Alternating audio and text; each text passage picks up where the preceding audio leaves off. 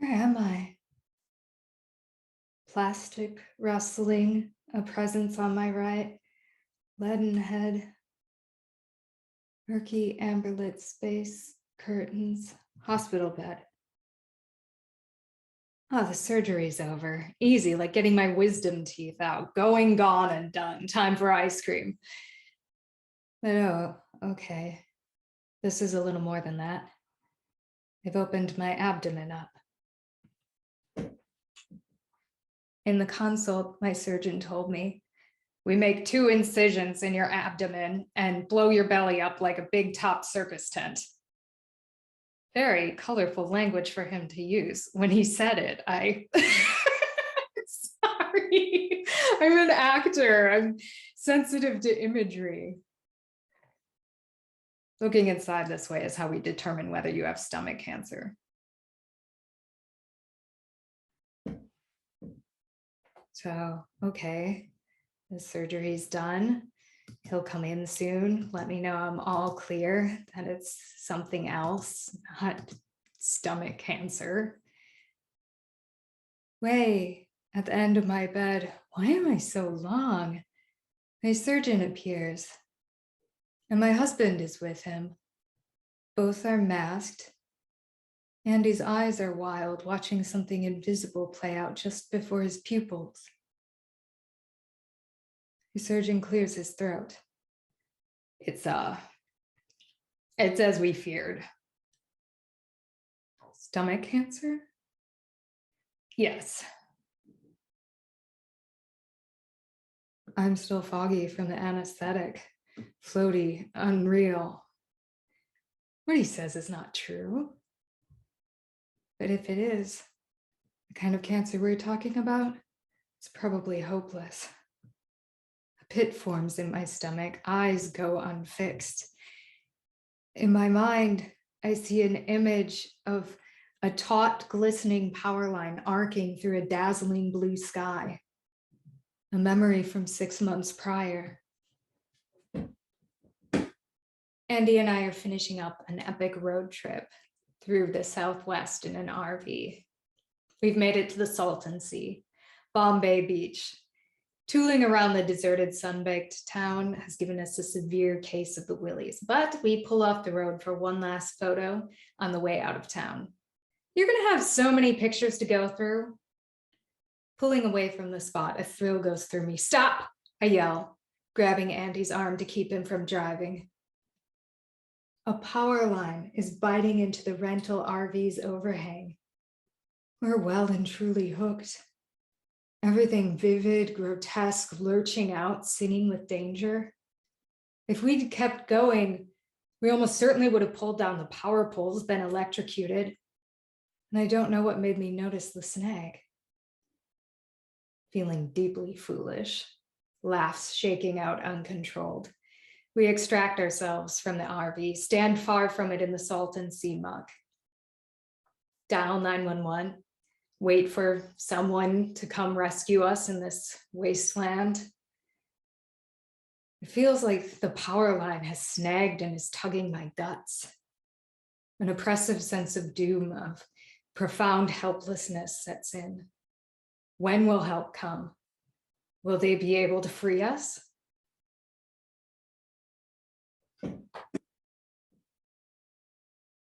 Back in the hospital, I stare at my surgeon. So that's what this is, this hot, scraping stomach pain. That's what it's been all along during that RV trip.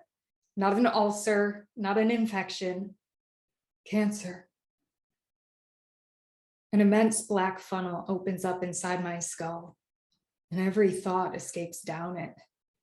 Through the hole in the bottom of the funnel, I see only my surgeon's masked face, hear only his voice as he begins to tell me how my new life will start. Now, we have options for how to proceed, but I'd suggest this. I admit you to the hospital tonight. That way insurance can't delay us and we get you your first round of chemo as soon as possible. That sounds very urgent. If you'd rather wait, no, let's do it. I want to fight. I'll start working on orders to get you a bed. How much time do I have? It is very serious. I'm a surgeon. I want you to have this conversation with your oncologist. I'll have him come visit you, Dr. Trevor Thompson. I know that name. A nagging memory surfaces of having once thought, Dr. Trevor Thompson? I went to elementary school with a Trevor. How is there a doctor named Trevor? I think I know him. Okay, is that all right? It's just, we did this thing, this doctor training video together, where he's, himself, and I play someone who's dying, and he has to tell me that I'm dying. So, do you want a different oncologist then? No, I think it's all right. I think it's good, actually, that I already know him. Okay, why did I do that? Because I don't want to be a pest, be the person who requested a different doctor. But I want to be a good patient. I don't want to hurt Trevor's feelings, but I mean, what the hell? Am I cursed? Is this my karmic reward for playing the terminally ill? To get cancer and then have my oncologist be the same doctor I pretended to have terminal cancer with? And it's not like he was particularly comforting the first time we played this scenario. Shooting the video, we're practically sitting on top of each other. Our knees keep bumping together. My whole field of vision is his face, his torso. It feels weird sitting this close to a stranger, this doctor. And because we're sitting this close, I can feel how nervous he is. And that's making me nervous.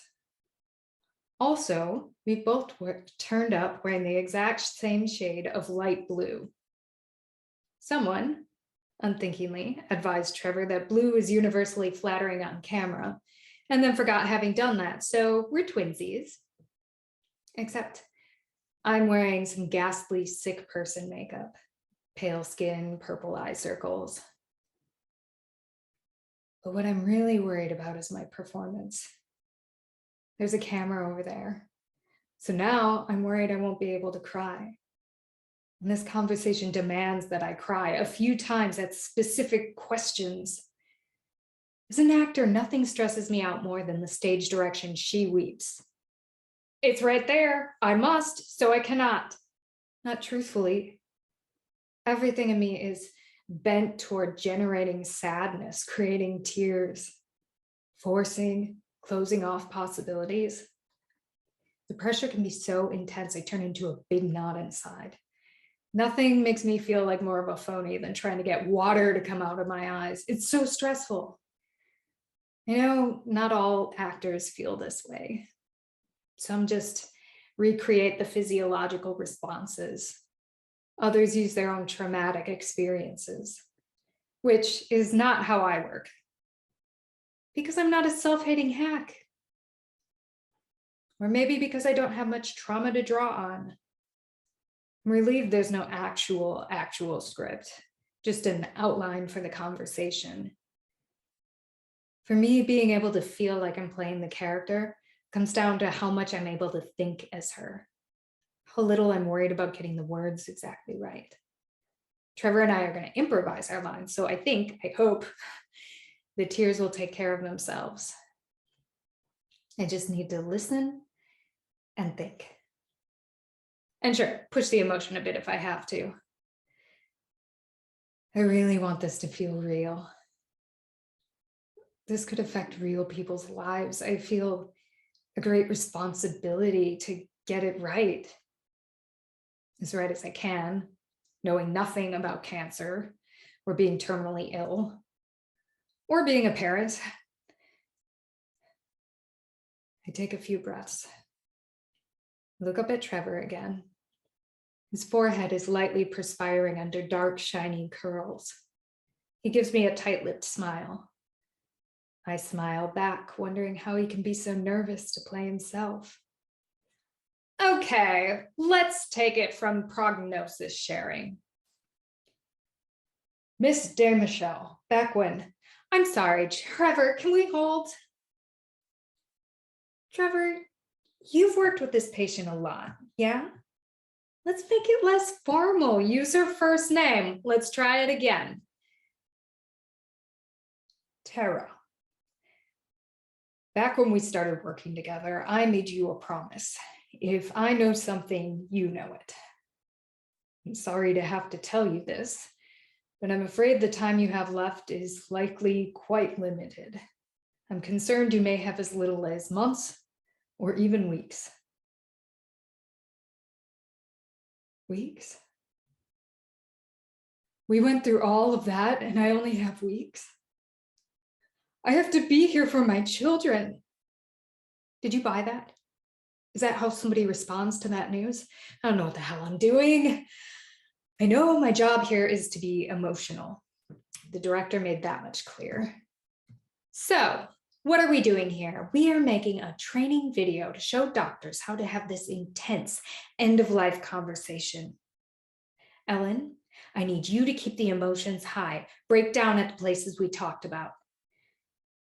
That feeling of emotional obligation is coming up again.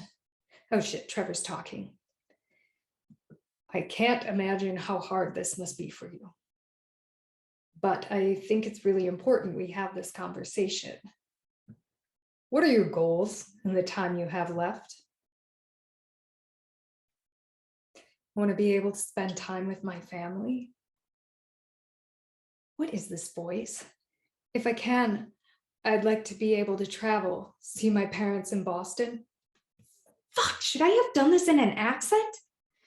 But I just really want to be here for my children and my husband. They're my world. Did that sound true? These people are made up. I hope it was good. What I'm hearing is time with the family is most important. Is that right? What do you worry about? Oof. He's playing himself. Does he really need that cheat sheet? I see him giving himself instructions to make an empathy face, pull the eyebrows together, make eye contact. But there's a remove, a slight smile on the lips that betrays our distance from each other. The director had notes for Trevor too. Trevor, our professional, you model for us the ideal version of this conversation. You're comforting. You give her the space to express everything she needs to express, but you keep the conversation moving forward gently. They're going to want to take that again, right? No? I guess we're still rolling. I worry about my husband. We're already stretched pretty thin taking care of our kids. I worry about what's going to happen to him when I'm gone.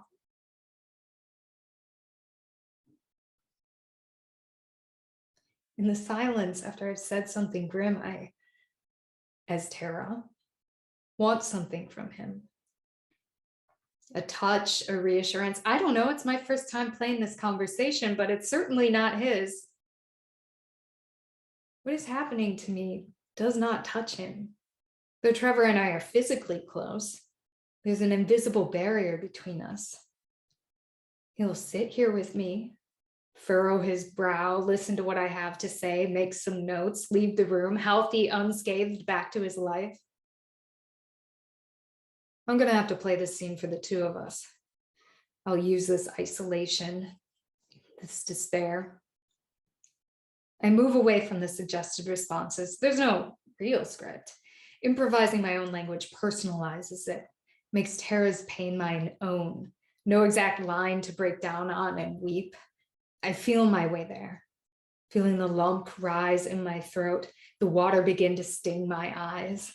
I go further down this road, thinking actual thoughts as Tara, because I'm searching for my own language instead of remembering and unthinkingly spitting out some writers.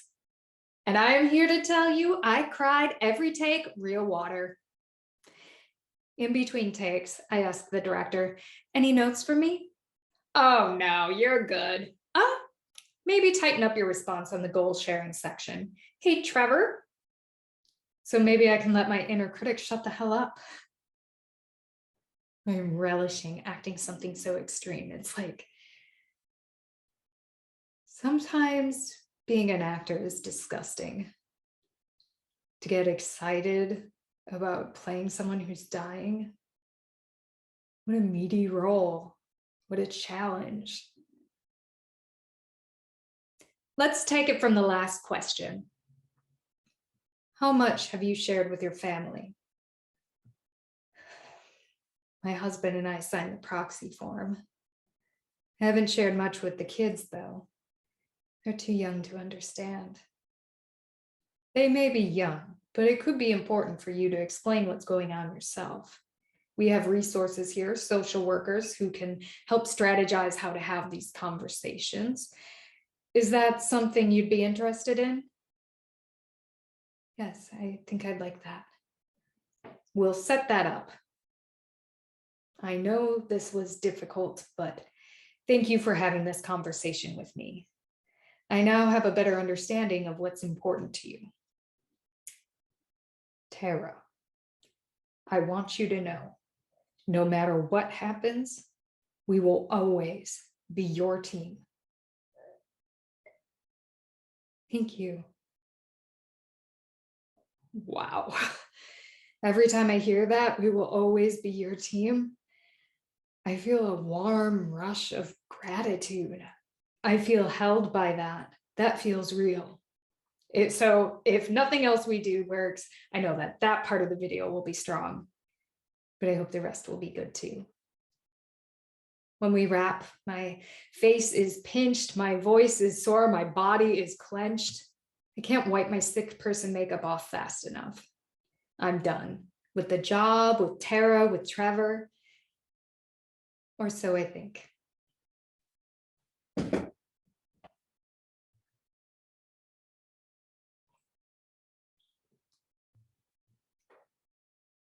As I sit in my hospital room waiting to meet with Trevor, I think about that video. If I could play Tara today, I'd knock everybody's fucking socks off.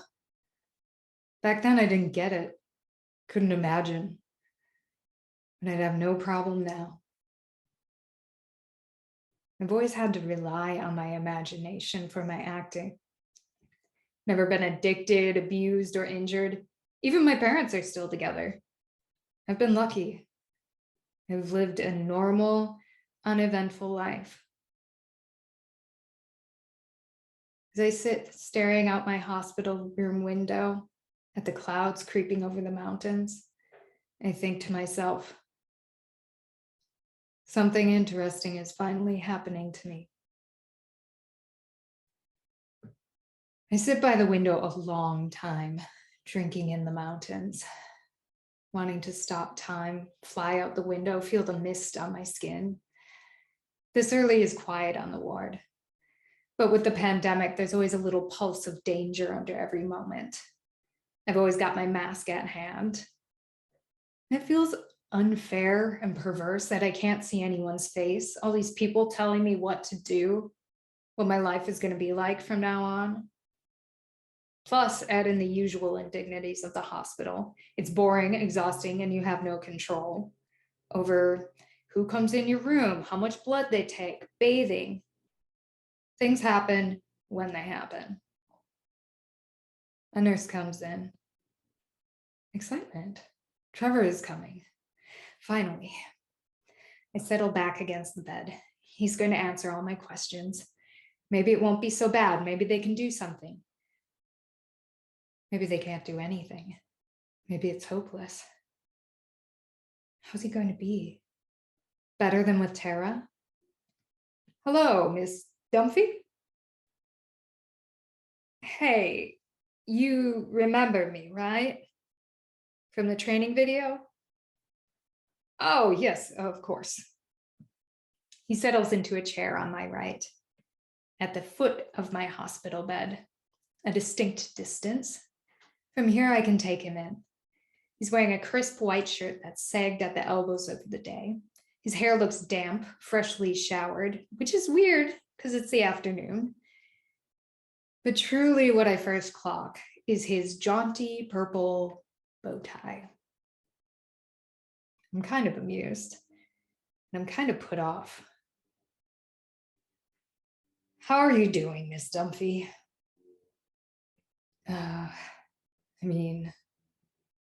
Not great. Really hard to believe. I can only imagine. I'm sorry we have to meet again under these circumstances. I want you to know we have a big team here to support you, whatever your needs. Thanks. So how much do you know? Well, I know that the surgery found cancer, so that's bad.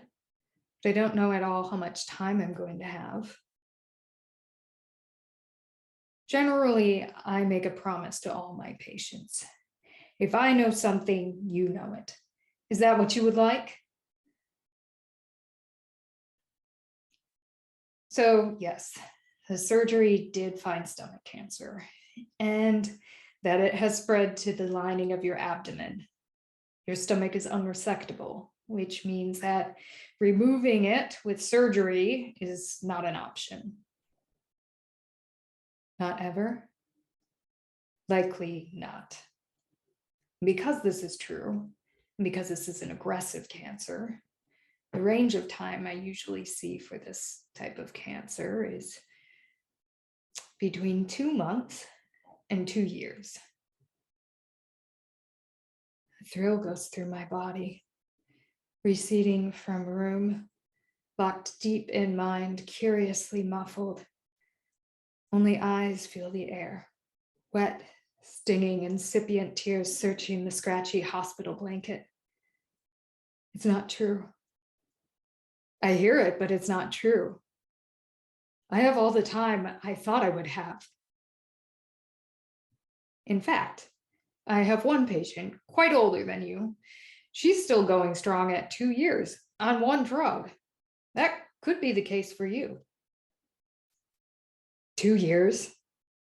You want me to get excited about 2 years? I'm 33. I feel like my whole life has been stolen from me, and 2 years is the best story you can offer me? That's unacceptable. I don't accept that. I wouldn't be happy about it either.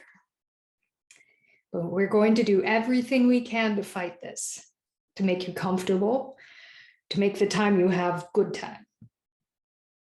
He goes to the whiteboard and, uncapping a marker, begins to draw. This is the bell curve. Are you familiar with this? It's a way of thinking about averages. A small percentage of people will fall over here at 2 months. Most people will fall in the middle, around 8 months to a year. And some people will live 2 years or more. That could be the case for you. It's possible. You're quite young for this cancer. 2 years. We'll get you started on your chemo as soon as possible. Hopefully, you will have a really good response. I want you to know, no matter what happens, we will always be your team. An icy ripple goes through my heart. I blink at him, toad-like. Those words that brought me such comfort in the video, take after take, now leave me cold with rage. Enter my ears and lodge there, buzzing in my jaw hinge, my whole scalp prickling. That line worked really well on me in the video. I don't know if I thought before I spoke or if it just shot out of me. A flat challenge. What I really mean is, be a person with me. Stop treating me like all your other patients. I've played this scene with you. I complimented you on that very phrase. Those words' potential to move me, to bond us together, was wasted on Tara. Using your script on me is a slap in the face, a denial of our history, a denial of my reality. He's just playing his role. It's not real for him. It doesn't touch him. Except he looks hurt. You know my tricks. I feel seen through. I use these words in my work, but it doesn't make them less true.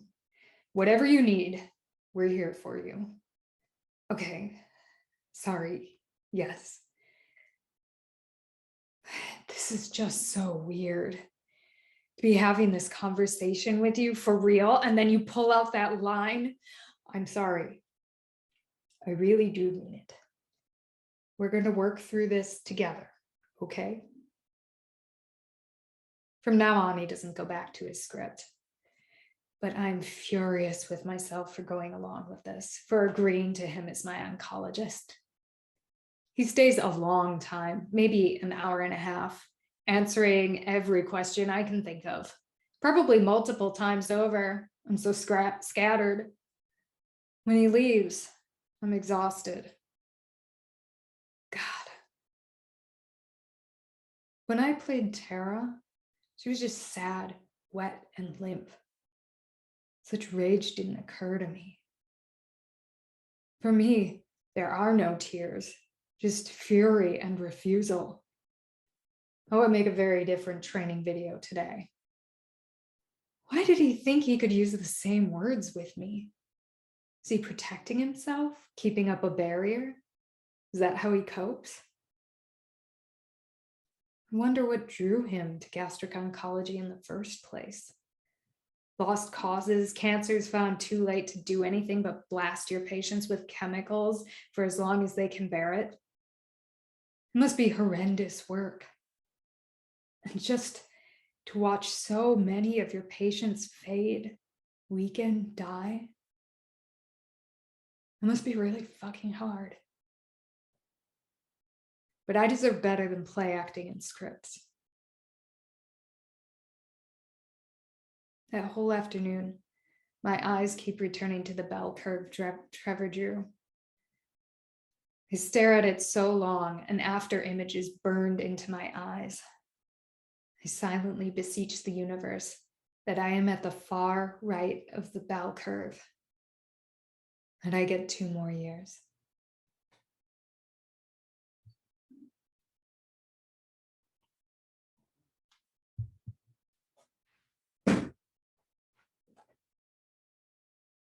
Andy and I sit in our car between appointments. We've been seeing a lot of the infusion center parking lot these last 6 months. Because of COVID, we meet with Trevor over video visit. It takes a long time for Trevor to join. Andy works on his laptop. I watch the shifting dappled shadow of the parking lot tree shade the windshield, feel the sun, the heated seat on my back. Soothing my sore, swollen belly. It helps a little. Still uncomfortable to sit upright. I imagine clicking scales being melted by the sun, the heat. The drugs aren't working anymore. I don't want to be here. I don't want to do this. Warmth, sun, Andy, I'm safe. I don't know anything yet. Just wait. Hello? Trevor has appeared on my phone. I angle it so he can see our faces. Hello, Miss Dunphy. How are you doing? Fine, aside from the swelling. Just bracing myself for the next infusion. Did you get the results from my CT scan? We did. There's no easy way to say this, but it appears to show progression. My stomach drops down. My heart thuds heavily. So it's failed. That miracle patient, whoever the hell she is, has me beat. I only lasted 6 months on the best drugs they have for this cancer. This scan, with your numbers going up and your symptoms, All these things tell me the current chemotherapy is no longer working.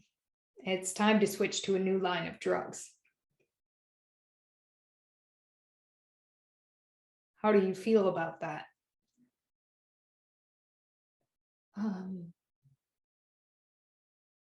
It's really scary. How much time do you think I have? It's difficult to say, everyone's different, but we have had good success with this line of chemo. It's a good second line. I think we should give it a try. What do you say?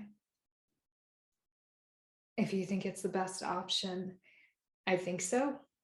My bet is switching will make you feel better. And if it doesn't, there are still other things we can try. For now, infusion is off until insurance approves the switch. Okay? He's gone. On to the next lost cause. I turn to Andy, meet his eyes. I'm leaving you, I think. I'm worried, I say.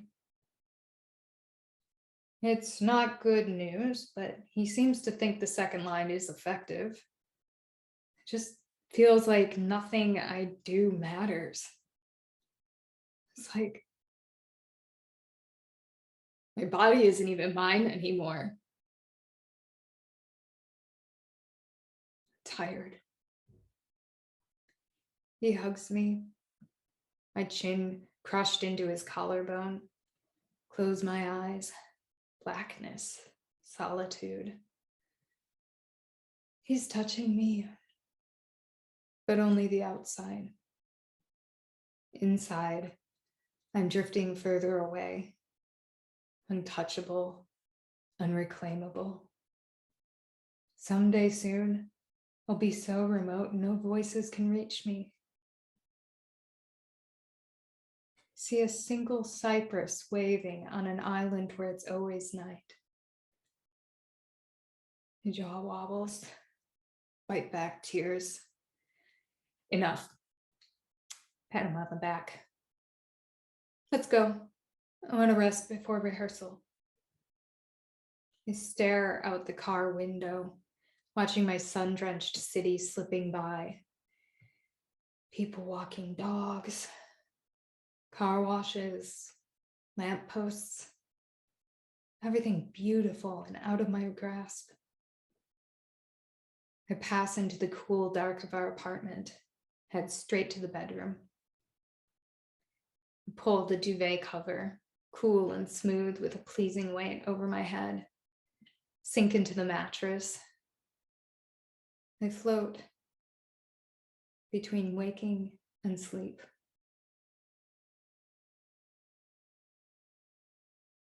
Ugh.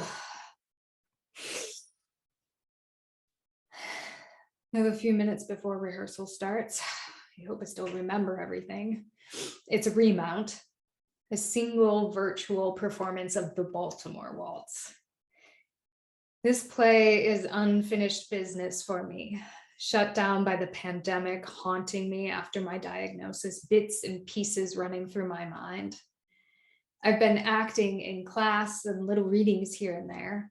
And while it's fun and great to play characters whose circumstances aren't my own, I feel like I'm ignoring some essential new part of myself. Some part of myself where I actually have something to say and to offer. And that's to do with being sick. I want to engage with it and use it for some good. And this play is perfect for that. And I mean, how often do you get to revisit a character that you felt like, ugh, I didn't totally grasp all of that? I mean, there were things that I did get, obviously. But then there were other things. The parts about dying. It never felt authentic enough to me. And I would just try to skate over them and hope the audience wouldn't notice. Maybe I didn't try hard enough to imagine myself in that circumstance. Maybe I preferred to imagine everything else. And I can't make that right with Tara and the training video, but I can do it with Anna and the Baltimore Waltz. I've been talking about this play a lot. Do you guys know it? I'll just give you a brief synopsis. It's written by Paula Vogel, a love letter to her brother Carl, who died of AIDS. The play is a sort of romance between a brother and a sister, a dream vacation to Europe. Only Carl isn't the one who's sick. It's his sister Anna, and that's who I play. And it's funny. I'm not making it sound like it's funny, but it is. Surprising how funny a play about somebody dying can be. And heartwarming and sexy and life-affirming and basically everything you want a play to be. So this is what I get to work on. Ooh, it's time. Hey guys. Hi. Hello. It's good to see you. We get started. So much of it comes back to me. Most of the words still remembered. Such joy in dropping back in, feeling the play underneath me like a horse, invisible, sturdy, and fleet-footed. I'm relishing working with these people again. They're smart and quick. Well, Carl's connection is a little slow, but we'll work on it. I wish we could just be together. In my tiny box on Zoom, in the slightly larger box of my bedroom, it feels different. No bare feet slapping the cool stage. No people so close sharing breath and air. No electric thrill of danger. Our director calls out the scenes he wants to work. Let's have the bellboy scene. My favorite, from the very first table read. Anna sleeps with a lot of people during the course of the play, but this is the encounter that means the most, that she's been chasing. We find Anna on a hotel bed, talking with a very nervous virgin bellboy. What begins as just more anonymous sex becomes incredibly, unexpectedly intimate. The human body is a wonderful thing, like yours, like mine. The beauty of the body heals all the sickness, all the bad things that happen to it. And I really want you to feel this, because if you feel it, you remember it. Then maybe you'll remember me. Just really connect to it. I mean, I still couldn't tell you what Paula means by the beauty of the body healing sickness. I wish. But the rest of it, I understand. Feels deeper, truer now. Anna, like me, has no children, no lasting achievements. And that feels very scary, seeing a world with ourselves erased. Our only immortality is people's memories of us, a very short-lived immortality. So acting this feels simple. I'm not fancy. I don't try to pile on an emotion over the words. I just really say the words and not try to mean something else at the same time. I don't know. Does that make sense? Probably not. It's like a switch in myself that I touch and let go of trying to control your interpretation of what I'm saying, your interpretation of me, and just let it be. It feels good. Wish I could let go like this all the time. Helen, why don't you do the stages of grief scene next? Sure. My roller coaster. This is the scene where Paula Vogel marches us through Elizabeth Kubler-Ross's stages of grief for comedic effect and narrative convenience. She has an actor call out the stages. The first stage, denial and isolation. In the morning, when I open my eyes, I feel absolutely well, without a body.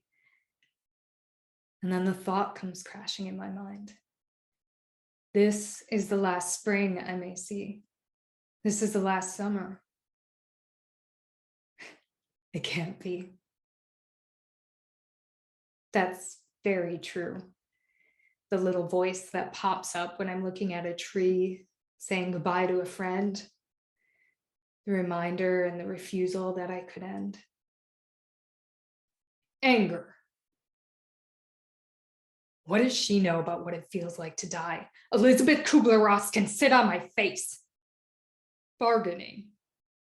Do you think if I let Elizabeth Kubler-Ross sit on my face, I'll get well?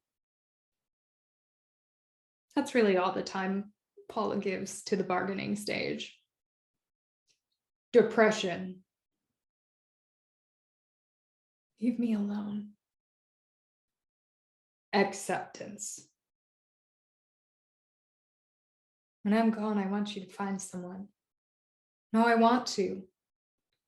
It's important to me to know that you'll be happy and taken care of after. When I'm gone.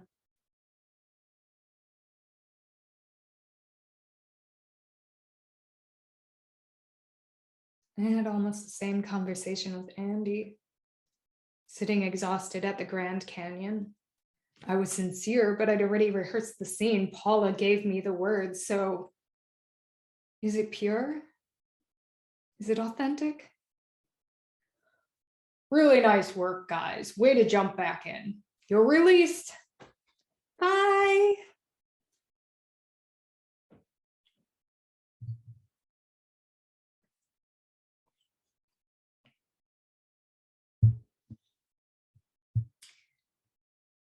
I'll make some notes about what went well, what didn't, what to work on next time. The anger stage isn't working. Maybe I'm playing for laughs too much. Try genuine anger next time. Should be easy. I have plenty. Shouldn't I be past the anger stage by now?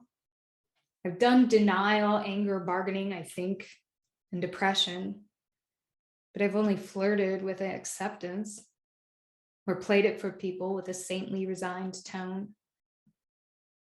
I want you to find someone, or, oh, I'm just trying to be in the moment. Yeah, except for when I'm playing Animal Crossing for hours or watching reality TV. Because on some level, deep down, I still think I'm going to make it. Have endless hours to waste or savor or work on myself. But that's not what medicine tells me. Certainly not Trevor. So I'm still in denial. Anna just goes from face down on the mattress depression to perfect, loving acceptance. How? How, Paula? You make it look like I should just graduate to acceptance with the passage of time, which, like, it's been 6 months, so. No?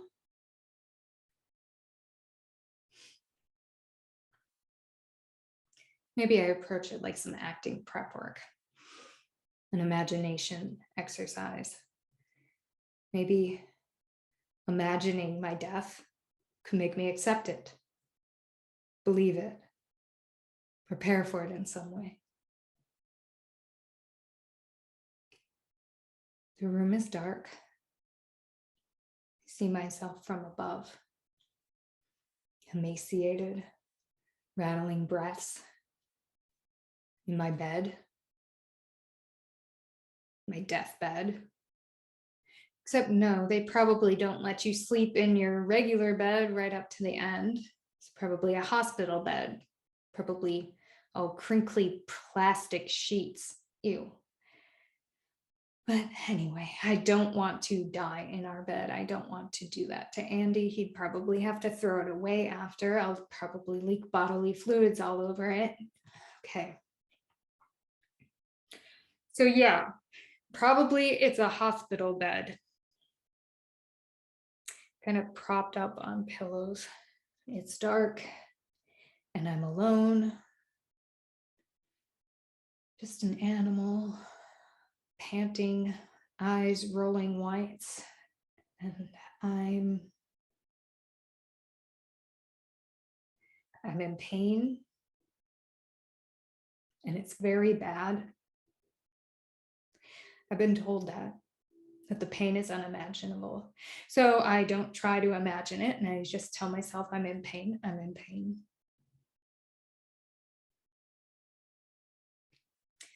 It's dark, I'm alone, and it's very bad.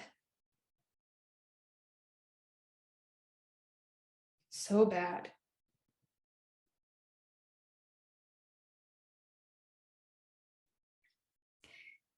The edges of the image disintegrate black.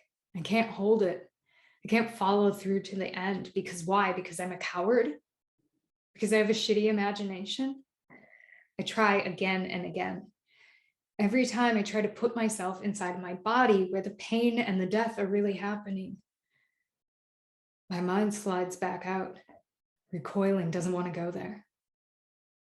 I can't stay inside my body at this point some unknown days from now. I can't believe it. I don't want to believe in it.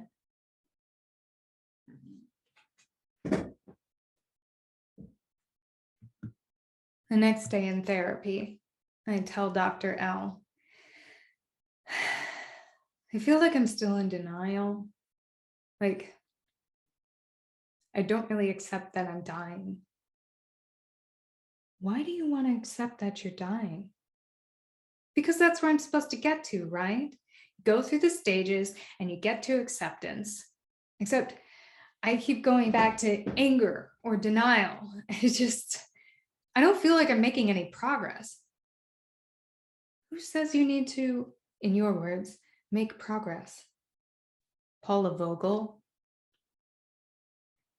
She wrote that play I'm rehearsing. She talks about the stages of grief.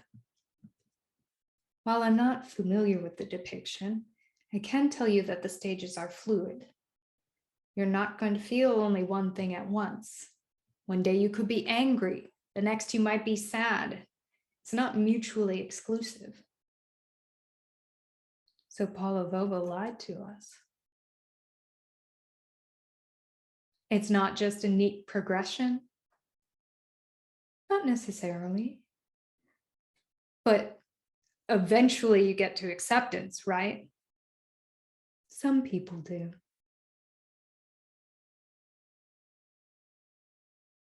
What do you think accepting your death will provide you? Peace. I just think it'll feel better. It feels bad to feel sad, to be angry. Don't you think under the circumstances you have every right to feel sad, to be angry? I guess. And why are you also making yourself feel bad? Wherever you are is okay.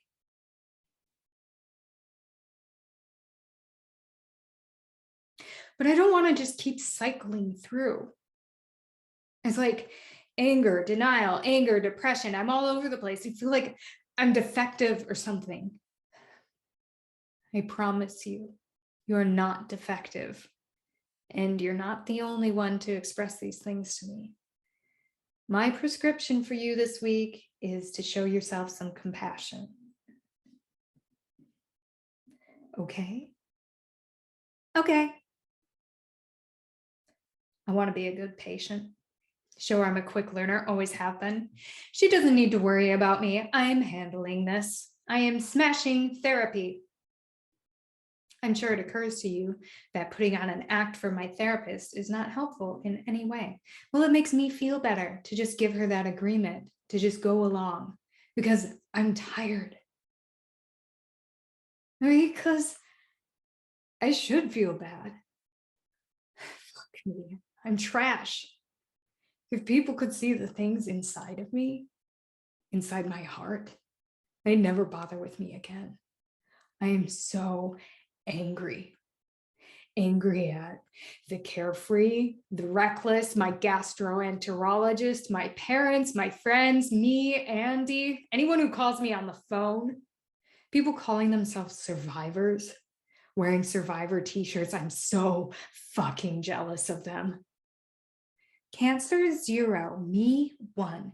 To live is to fight. Oh, was your battle hard? Try this. Fucking try this. Knowing all the strength you show, everything you endure, it's not enough. You're still going to die. Nothing you do matters. You have no control. You still die. Try fighting knowing that. I know it.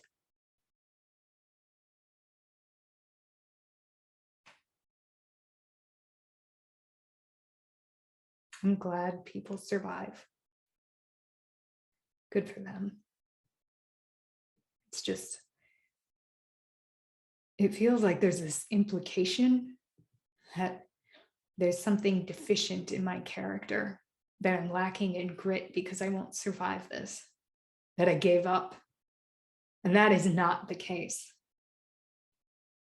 What I want from life is still so vast. The way I live now is so small, concealed, restricted. Appointment, infusion, recover, sleep, hide at home, appointment, appointment, appointment, see no one, infusion, recover. To live this way to the end?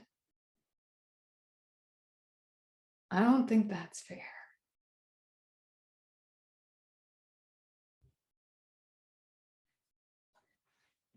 Something in me is urging me to open it all up. I know I don't owe anybody an explanation. I don't have to tell anyone at all. But I won't conceal myself until I die. Won't be revealed as sick only after the fact. The probably soon fact. I read a post. I'm clear and thorough. I don't want to answer and re-answer the same questions. I say, please, no pep talks. People tell you to fight, to stay positive. Fuck that. I don't need that. I also give my friends 2 things they can do.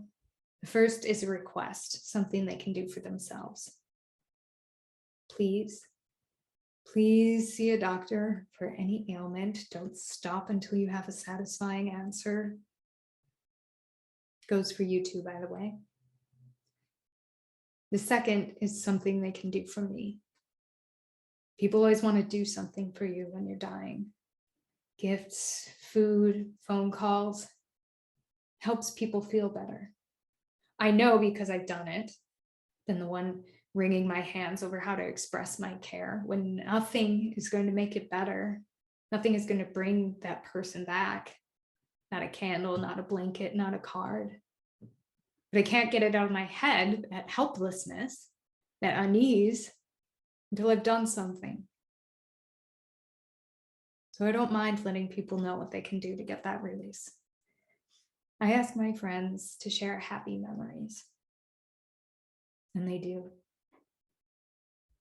I have a cry reading them, a good one, and feel a connection to the outside world that I haven't felt in months. The comments trickle in over the week before I start the second line of infusion.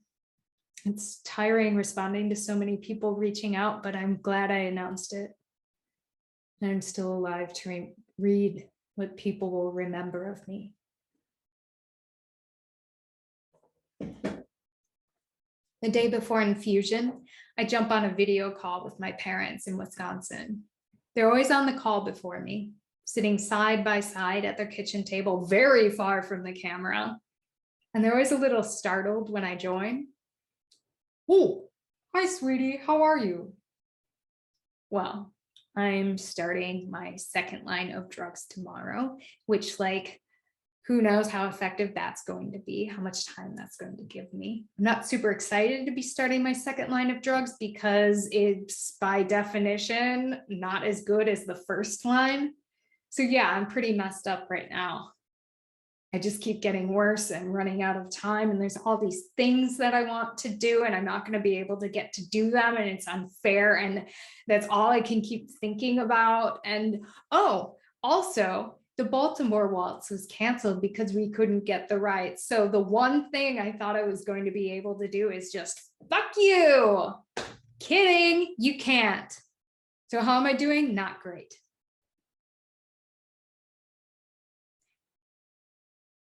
I don't say any of that.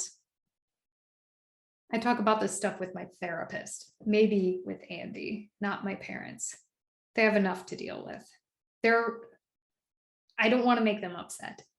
They're already upset. And so COVID, so we're in 2 different states and there's nothing they can do. We're not really a talking family. So the thing I want the most, the thing they can give me, is a hug. And I just can't get that over a video call, so I'm not going there. My dad. Oh, hi, sweetie. How are you? My mom. Oh, just getting ready for infusion tomorrow. Just trying not to get ahead of myself. Take it day by day. Do you know what the new drugs will be like? Not really. As they tell me all the time, everyone's different. But they seem pretty hopeful that the new drugs will make me feel better. Good, good. How was your week? Just trying to be present. We drove out to the coast yesterday, sat in the car, ate peanut butter sandwiches, looking at the ocean. And I've been scooting around the apartment like a maniac, trying to get everything ready before infusion, since I don't know what I'm going to feel like after. What are you guys up to? Well, we went for a hike at the council grounds today. Really beautiful. Everything's covered in ice. I fell on my butt. I think I bruised my tailbone. We saw a rabbit. Geez, be careful, please. Oh, we are. Not enough, apparently. We're careful. Don't worry about us. I'm really glad you guys are getting out there, staying active. So important not to get all cooped up and crazy. I've been trying to do the same thing myself, get outside, look around. Yeah. I find nature to be very healing. Yeah, me too. Well, it was good talking to you guys. Let us know how it goes. I will. We love you, sweetie. Love you guys.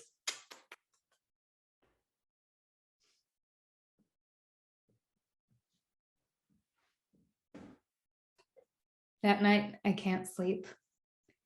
Andy is out. I nudge his heavy body away.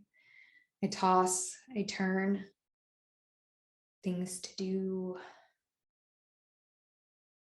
My belly pushes me into the mattress, heavily pregnant with fluid, pulsing with lumps as though pummeled with fists, bruising under the surface.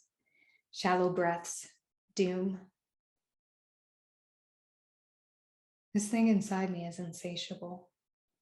Learning about the drugs the more times it sees it, hardening my stomach, scaling over. Cancer, the crab carapace, scuttling hard shell out all over my soft, vulnerable insides, building a colony, crab on crab, hard shell over hard shell, an armor that nothing can burn away.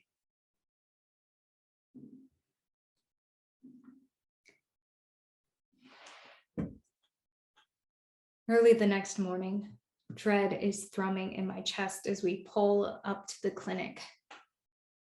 The same paved arc of loading zone. I'm not ready to subject myself to the unknown. I roll some big sad eyes at Andy. Hug him. It turns into a grip. I don't want to. I know. He kisses me on the forehead. I let go of him, trudge toward the mechanical doors. They part with a whoosh. Good morning, I say brightly to the door staff, already beginning to turn it on. I get a weird sense of excitement coming in for infusion. Sadly, it's the only place I really go these days. I make an effort to dress up, swagger around, show off my vigor. Well, sitting on the scratchy waiting room chair, panting from my short walk from the elevator. I'm certainly more frail, less vivacious today. Miss Dunphy, over here. Again, another performance. I can't help myself. Hello, how are you?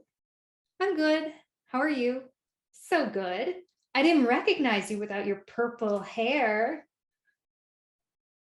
Months ago, to make myself a fun patient, I would pop on a purple cosplay wig.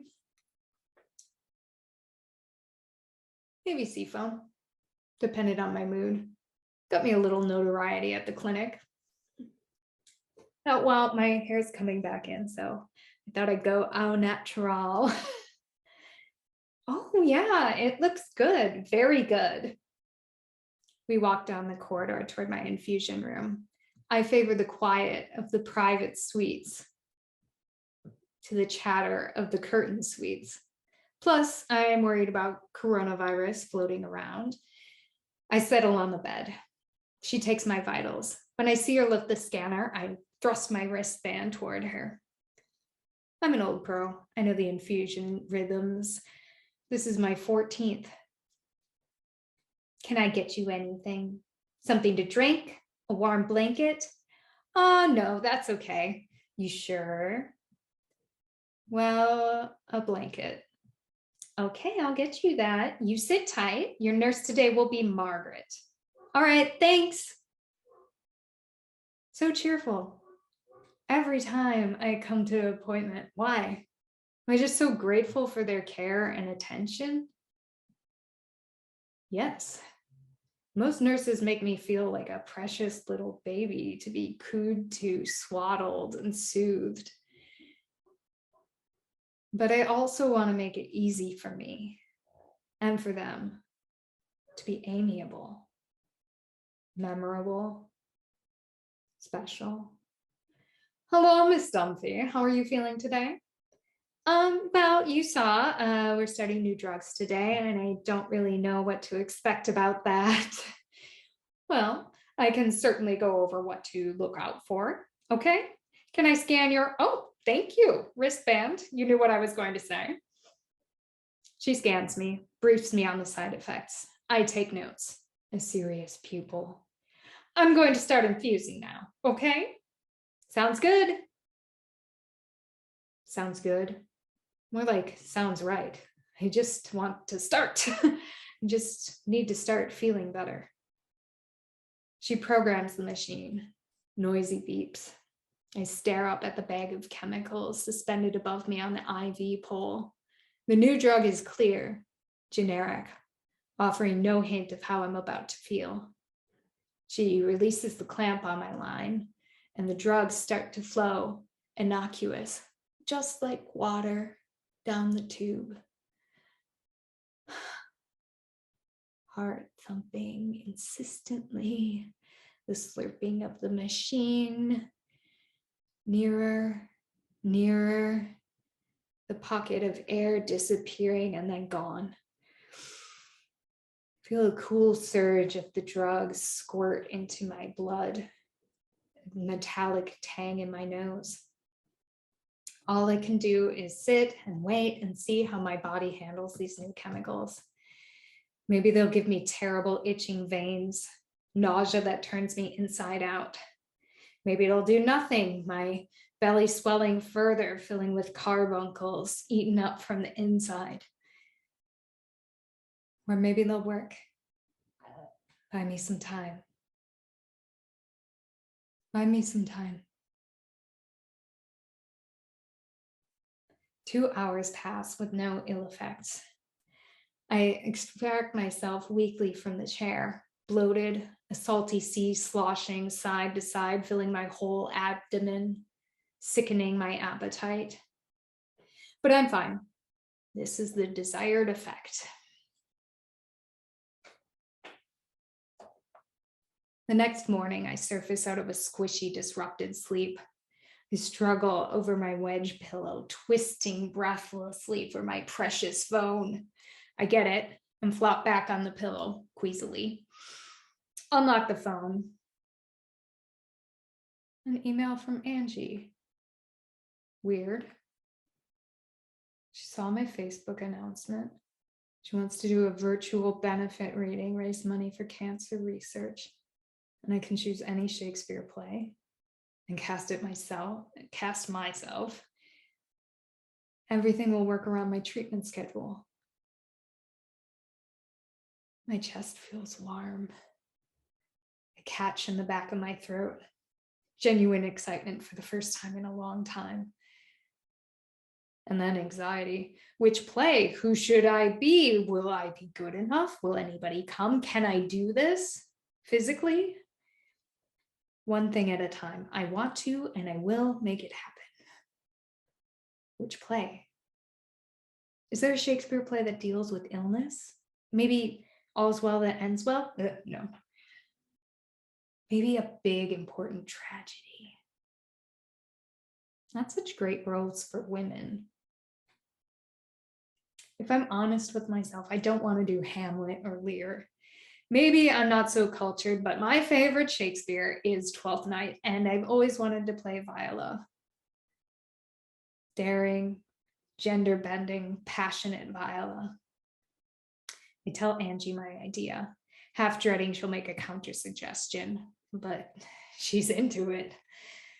I plunge into preparation. It's such a joy to put my mind back on the work again, to not be a full-time sick person.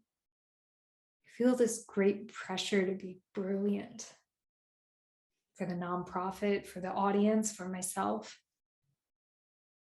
This could very likely be the last live performance I give. I share the news with my team, with Trevor. Well, I will have to try to make it. I have no great hopes he's going to have or make time for this. He's a busy guy with a stressful job. If I were him, I would just veg out in the sun all weekend, not try to watch Shakespeare. The day of the performance, Andy lies on her bed for the first few scenes. I need his help with my costume change. My fingers are fried and clumsy from nerve damage, and I can't do the buttons quickly enough. It's strange to have him essentially backstage while I'm on stage. I watch as the list of names on the stream grows. Family, friends, Trevor Thompson. Okay, you made it. I try to refocus my attention away from the invisible audience, from Andy, from the big light blinding me, from the nerves jangling in my core. I adjust my scratchy wig, double check my makeup, peer into the little boxes on Zoom. If music be the food of love, play on, give me excess of it, that surfeiting, the appetite may sicken and so die. Deep belly breaths, and I'm on. What country, friends, is this? And what should I do in Illyria? My brother, he is in Elysium. Perchance he is not drowned. What think you, sailors? As soon as the scene ends, Andy and I are in a mad scramble to disguise me as Cesario. We bump into each other as he does the buttons, and I whip off my wig and throw on my cap. Andy helps me get each arm into my stiff jacket. On your attendance, my lord, here. I am off to the races. This is what I do. Sometimes the scene gets weighted by my circumstance. Gazing longingly into Orsino's eyes, suddenly my real mortality blindsides me.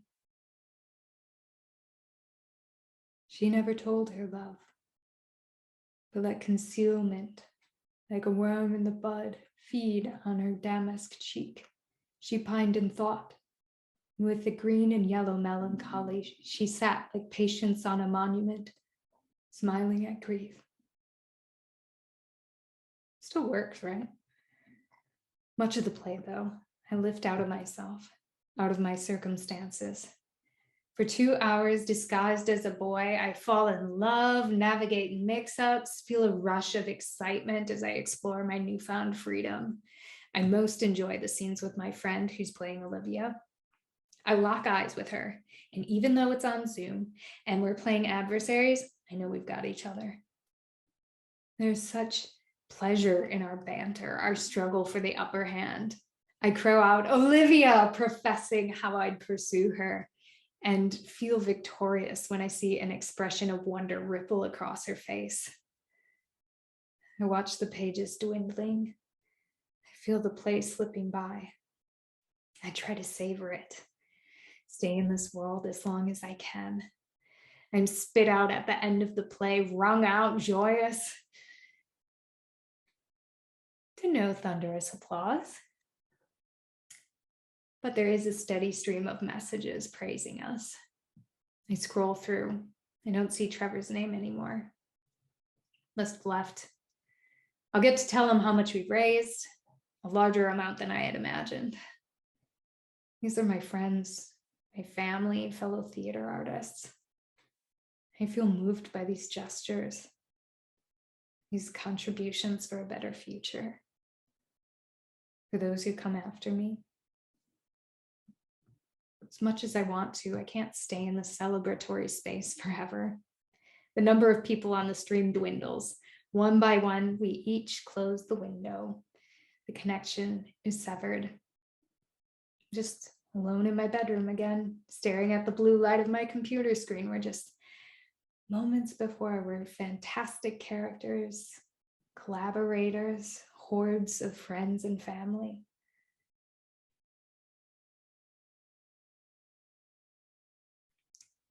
Back to just being a patient again, aimless, adrift, anonymous once again.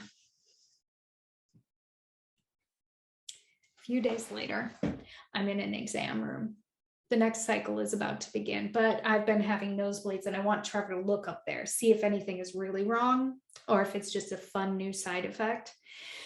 So here I am in person. I haven't seen Trevor in person since the hospital. And that's crazy because in some ways, he's the most important person in my life right now.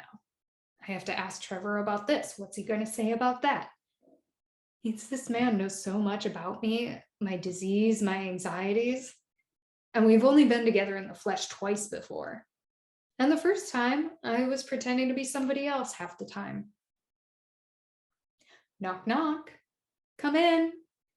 Trevor bounds into the room. He's wearing a signature bow tie, navy blue today, and a tweed jacket with elbow patches, very dolled up in an academic way.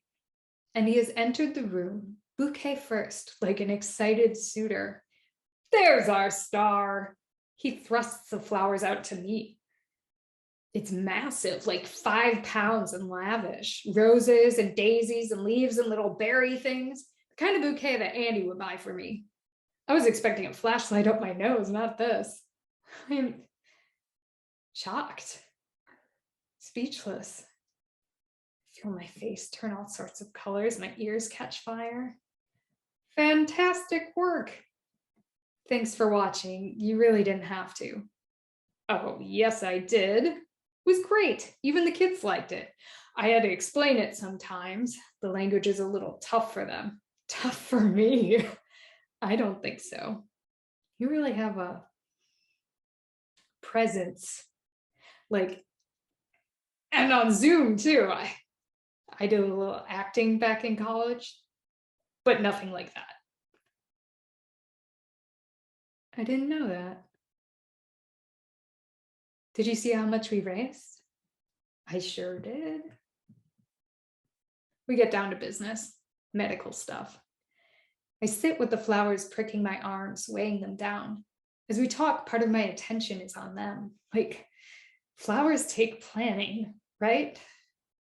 Which means he had to think about me outside of our clinic time. I finally feel that same care I felt back in the training video when he told me we will always be your team. I feel a welling up, my whole face, my whole body glowing with pride, triumph. I think this is what I wanted, to be an individual, to get beyond his professional remove, to matter. Well, Ellen, I think we've covered a lot of ground. Do you have any other questions for me? He looks tired. I've been abusing his time. No, thank you. I think you've answered all my questions. Great. Then I will see you next time. And again, congratulations. I walk down the corridor, cradling the monster bouquet. Wait till Andy sees this. Look at the type of doctor I have. I mean, this is just above and beyond. Trevor was watching me at home on the weekend.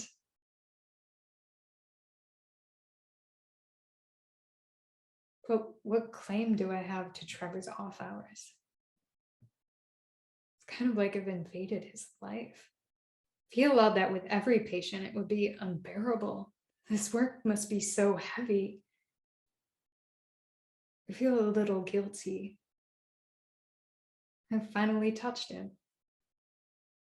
And it's not kind, but I think it's what I really wanted. I'm so scared of being forgotten, having meant nothing. I didn't see the harm I could cause by being. But I have to.